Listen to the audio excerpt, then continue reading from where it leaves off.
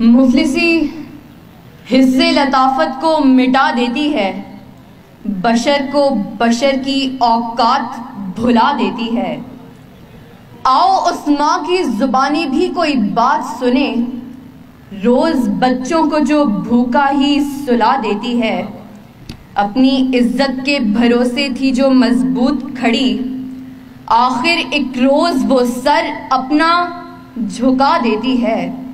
اس کے دامن پہ لگے داغ یہی کہتے ہیں، بھوک تہذیب کے آداب مٹا دیتی ہے۔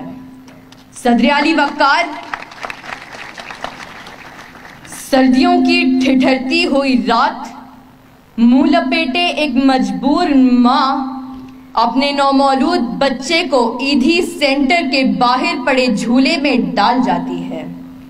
اس سے پوچھا گیا، کیا تجھے تیری مامتا ستائے گی نہیں؟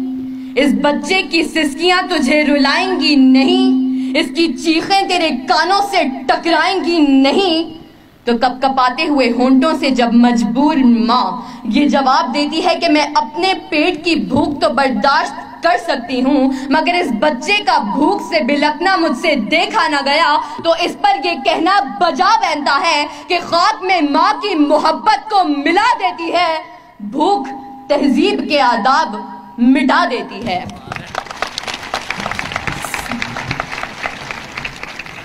صدر علی وقار آج اس معزز اور باوقار ایوان میں قائد ایوان نے جو قرارداد پیش کی کہ ہم معاشی نہیں اخلاقی بدحالی کا شکار ہیں، میں اس کی بھرپور مخالفت کرتی ہوں، کیونکہ جس اخلاقی بدحالی کا رونا وہ رو کر گئے، وہ اخلاقیات تو خود معاشیات کی محتاج ہیں۔ قریب ہے کہ مفلسی تمہیں کفر تک لے جائے، اخلاقیات معاشیات کی محتاج ہیں۔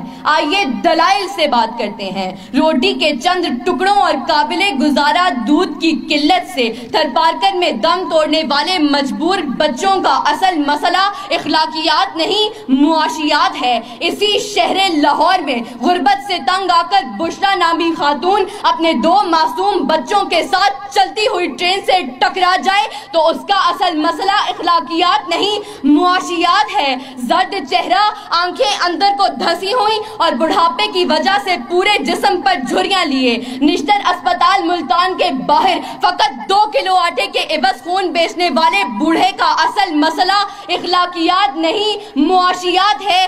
چہرہ بتا رہا تھا کہ مارا ہے بھوک نے، اور لوگ کہہ رہے تھے کہ کچھ کھا کے مر گیا۔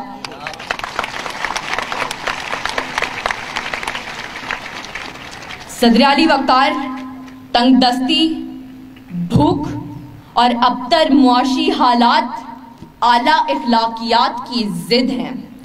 پہلے آپ تو تب ہوتا ہے کہ جب پیٹ کی بھوک اور غم روزگار نہ ہو۔ 2 جمع 2 4 روٹیوں کی بجائے 2 جمع 2 4 تو تب ہوتے ہیں کہ جب پیٹ کی بھوک اور غم روزگار نہ ہو۔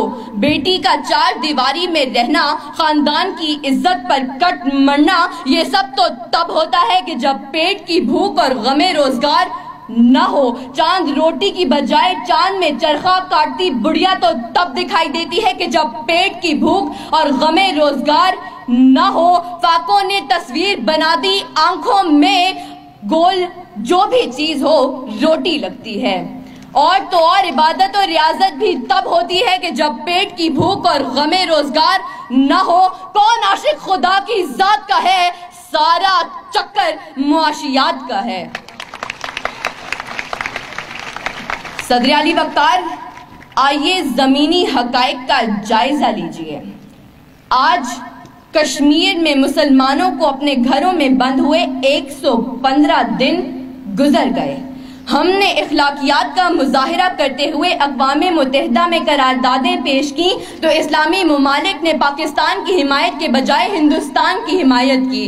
تو کیا اس کی اصل وجہ یہ ہے کہ ہم اخلاقی پستی کا شکار ہیں؟ نہیں صدر علی وقار، ہرگز نہیں، بلکہ اصل وجہ تو یہ ہے کہ ہم معاشی طور پر کمزور ہیں۔ اس کمزوری کا علاج بھارت کی عالمی معیشت ہے۔ ہمیں یہ بات تسلیم کرنی ہوگی کہ ہم اخلاقی نہیں بلکہ معاشی بدحالی کا شکار ہیں، کیونکہ یہ اخلاقیات تو خود معاشیات کی محتاج ہیں۔ صدر علی وقار، میرے ان تمام دلائل کے باوجود اگر اب بھی کوئی یہ یقین رکھتا ہے اور بازد ہے کہ ہم معاشی نہیں بلکہ اخلاقی بدحالی کا شکار ہیں، تو اس سے بس ایک ہی سوال کرتے ہوئے میں اجازت چاہوں گی کہ وہ جس کا ایک ہی بچہ ہو بھوکا 8 پہروں سے، بتاؤ اہل دانش تم وہ گندم لے کہ تختی لے۔ شکریہ۔